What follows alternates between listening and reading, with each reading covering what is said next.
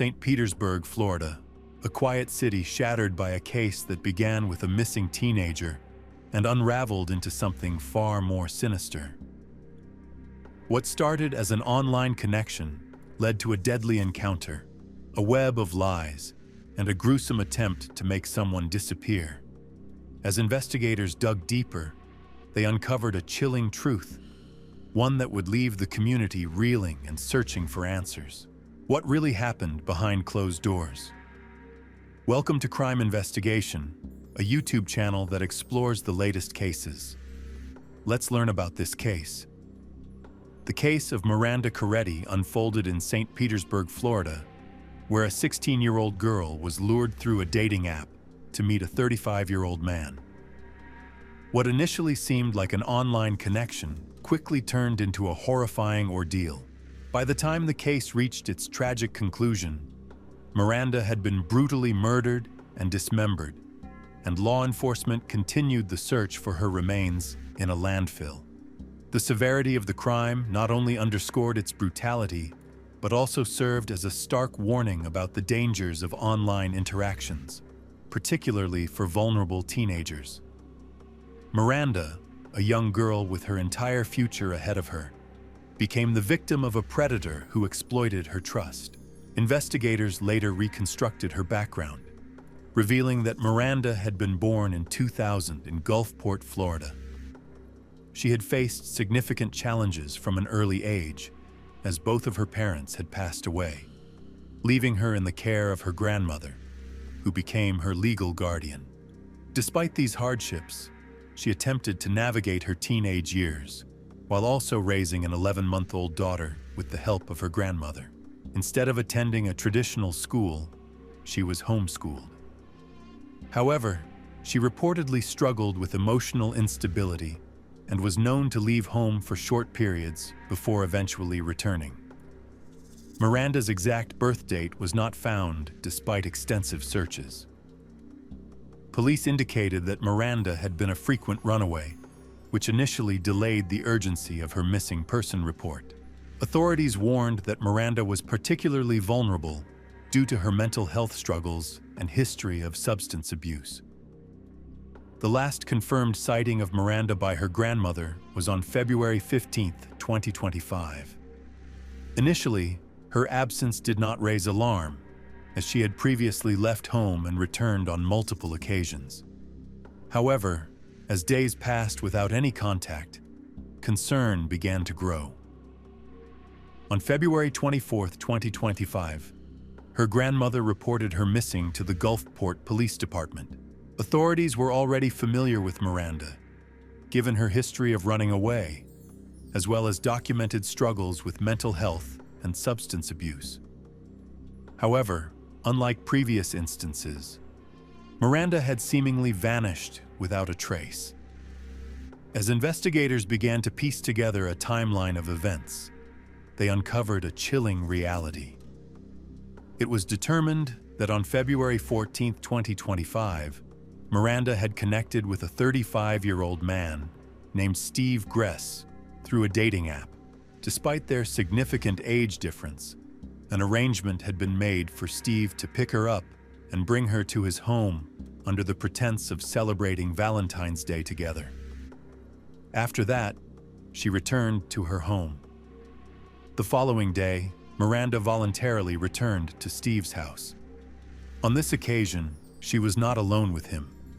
His 37-year-old girlfriend, Michelle Bry, was also present.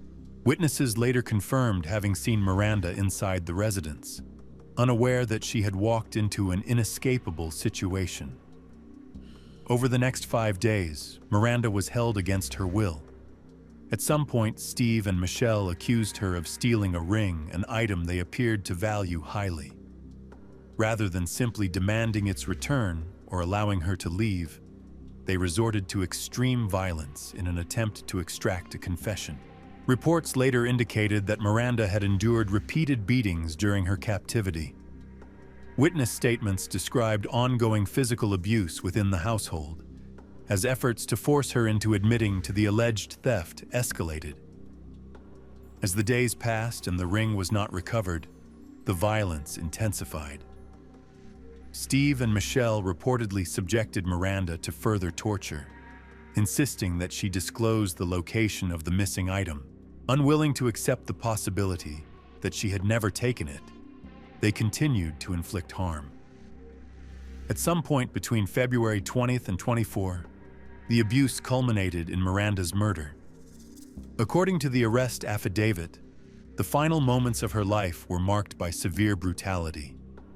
In a particularly horrific act, a billiard ball was forcibly placed into her mouth before her entire face was wrapped in plastic, causing her to suffocate. Following her death, Steve and Michelle faced the question of how to dispose of her body. Rather than notifying the authorities, they took steps to conceal their crime. Miranda's remains were transported in a vehicle to Michelle's mother's residence in Largo, Florida. It was later determined that dismemberment had taken place at this location, with forensic evidence found at the scene linking the suspects to the crime. After dismembering the body, Steve and Michelle transported the remains to a dumpster in Hillsborough County. Discarded as if they were mere waste, Miranda's body was left to be buried beneath tons of garbage in a landfill.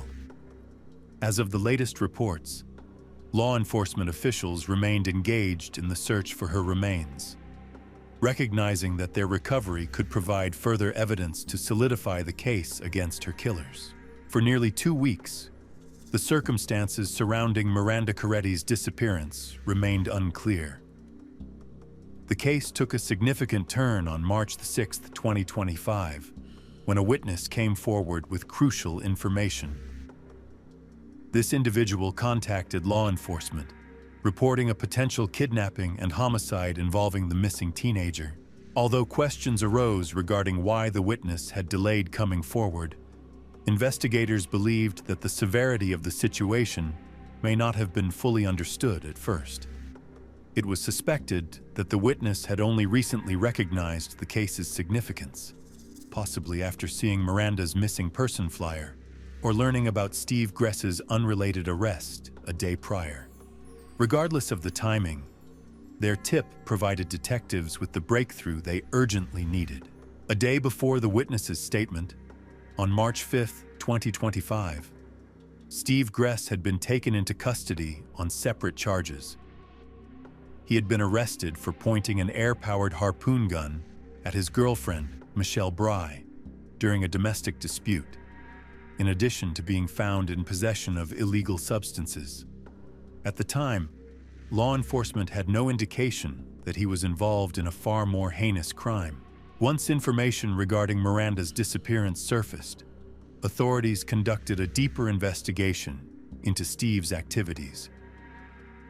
As they examined his movements, disturbing evidence began to emerge, linking him directly to Miranda's murder. The case was compared to similar landfill searches, such as the Leilani Simon trial, emphasizing the difficulty of body recovery. Neighbors reported seeing police presence at Steve Gress's residence for days following his arrest. Police stated that forensic evidence, including bloody handprints and traces of Miranda's DNA, were found at key locations. Detectives worked meticulously to reconstruct Miranda's final days, relying on surveillance footage, witness accounts, and forensic evidence. Footage obtained from security cameras confirmed that Steve had picked her up on February 14th, and further testimony established that she had been seen inside his residence the following day, accompanied by both Steve and Michelle Bry. Individuals familiar with the situation later reported that a dispute had erupted inside the house over a missing ring, which had escalated into a prolonged period of physical abuse. As the investigation expanded, forensic analysis conducted at Michelle's mother's home in Largo uncovered chilling evidence that suggested Miranda's body had been dismembered at that location before being moved elsewhere. Further complicating the case, records from the local waste management system indicated that the dumpster in which her remains had been discarded had already been emptied, sending the contents to a landfill and significantly hindering any potential recovery efforts. Although Steve was already in custody following his prior arrest, Michelle had not yet been apprehended. In response, law enforcement initiated a search for her, publicly urging her to turn herself in. Just a few days later, on March 8, 2025, she turned herself in. Despite facing charges of first-degree murder, speculation arose regarding whether she would attempt to negotiate a plea deal in exchange for a reduced sentence. With both suspects in custody, authorities redirected their efforts toward locating Miranda's remains. Investigators recognized that securing a conviction without the victim's body would pose considerable legal challenges, though it would not be impossible. The primary objective remained the recovery of her remains, not only to strengthen the case against Steve and Michelle, but also to bring a sense of closure to Miranda's family. However, the search of the landfill proved to be an overwhelming task. The delay in reporting her disappearance had allowed for weeks' worth of waste to accumulate over the suspected disposal site, rendering retrieval efforts increasingly difficult. Despite these obstacles, law enforcement remained resolute in their determination to exhaust every possible avenue in their pursuit of justice. As the prosecution moved forward with its case, every piece of available evidence was carefully examined. Knowing that a conviction would need to be secured without the presence of Miranda's physical remains, prosecutors built their argument around forensic findings, witness testimonies, and digital records. Statements from individuals who had seen Miranda at Steve's residence before her disappearance played a crucial role in reconstructing the events leading up to her death. Additionally, forensic analysis conducted at Michelle's mother's home strongly supported the assertion that dismemberment had taken place there. Further strengthening the case, forensic specialists identified traces of Miranda's DNA at key locations, directly linking Steve and Michelle to the crime. Digital evidence, including incriminating messages and location data, further implicated both individuals in her murder and the subsequent disposal of her body.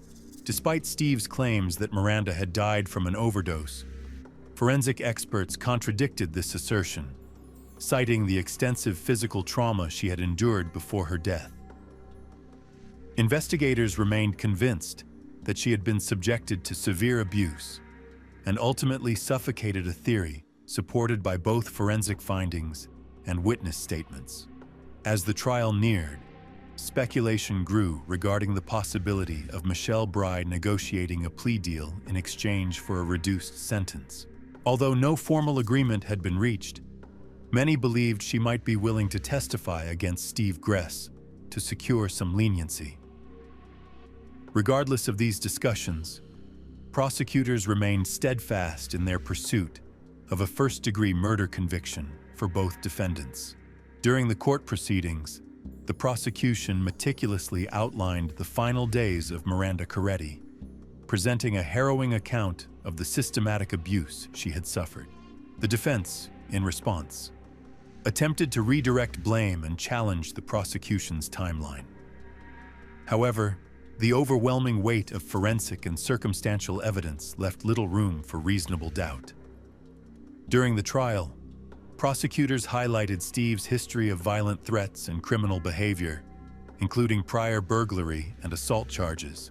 It was revealed that Michelle Bry had a history of drug-related offenses and resisting arrest, contributing to speculation about her role in the crime. When the case was handed over to the jury, deliberations took place with a full understanding of the brutality inflicted upon Miranda. Despite the absence of a recovered body, the extensive forensic evidence, along with compelling witness testimonies, proved decisive. The verdict ultimately found Steve Gress guilty of first-degree murder, kidnapping, and abuse of a corpse, resulting in a life sentence without the possibility of parole. Michelle Bry, facing the same charges, was also convicted, though legal analysts suggested that her voluntary surrender might factor into her sentencing. With the trial concluded, law enforcement reiterated their commitment to locating Miranda's remains, emphasizing that her family deserved the opportunity to lay her to rest. While the legal proceedings had secured justice, the search for closure remained unfinished. Even after the convictions, the case continued to cast a long shadow over the community. Authorities persisted in their efforts to locate Miranda's body, recognizing that only a proper burial could offer her family a sense of finality. However, despite exhaustive searches, the vastness of the landfill and the passage of time made recovery increasingly improbable. Investigators acknowledged the grim likelihood that her remains might never be found, a heartbreaking reality that only deepened the pain of her loss. Miranda's body was believed to have been disposed of at a landfill in Hillsborough County, significantly complicating recovery efforts. For Miranda's grandmother, the verdict provided a sense of justice, though it could never bring peace. Having already endured the loss of her own child, Miranda's mother, she now faced the daunting responsibility of raising Miranda's infant daughter alone. In the wake of the trial, friends and supporters gathered around her, offering both emotional and financial assistance as she struggled to move forward. Meanwhile, discussions regarding the dangers of social media and online predators gained renewed urgency. Advocacy groups and law enforcement agencies cited Miranda's case as a stark warning, urging parents to remain vigilant about their children's online interactions. The ease with which Steve Gress had lured Miranda into his grasp underscored the vulnerabilities of teenagers navigating the digital world, prompting calls for increased education and protective measures. As time passed, the case gradually faded from public attention, but its impact remained. Miranda Corsette had been a young girl with her entire future ahead of her, a mother to an infant who would grow up never knowing her. Though her killers had been brought to justice, the senselessness of her death served as a sobering reminder of the predators who operate in plain sight, preying on the unsuspecting. For those who had followed the case, one lingering thought persisted: if only someone had intervened sooner. Miranda's fate might have been different. Though justice has been served, one question remains. What if someone had intervened in time? In cases like this, the law may close a file, but the pain never truly ends. Somewhere, a family still waits for answers, and an irreplaceable void lingers not just in the hearts of loved ones, but in the darker corners of society, where dangers like this continue to lurk. Experts believe that Steve Gress and Michelle Bry exhibited traits of sadistic offenders, as their escalating violence over a minor accusation suggested deep-seated psychological disturbances, possibly linked to past trauma or antisocial tendencies. Criminologists argue that the victim's background, marked by instability and emotional struggles, made her particularly vulnerable to predators who exploit such weaknesses through manipulation and coercion. Cybercrime specialists emphasize that the case highlights the dangers of online interactions, particularly for teenagers, as the lack of stringent identity verification on dating apps enables predators to create false personas and lure victims into dangerous situations. Legal analysts acknowledge the challenges of securing a conviction without a recovered body, underscoring the growing reliance on forensic advancements in DNA analysis, digital forensics, and behavioral profiling to build strong cases against offenders. Child safety advocates stress that better education on online risks, mandatory digital literacy programs in schools, and improved reporting mechanisms could help prevent similar crimes, arguing that early intervention and increased awareness remain crucial in protecting vulnerable individuals from exploitation. That's the full story of Miranda Corsette, a case filled with mystery and shocking details. What do you think about this case? Share your thoughts in the comments below. Don't forget to hit like, subscribe to Crime Investigation, and turn on notifications so you won't miss our next case. Thanks for watching, and see you in the next video.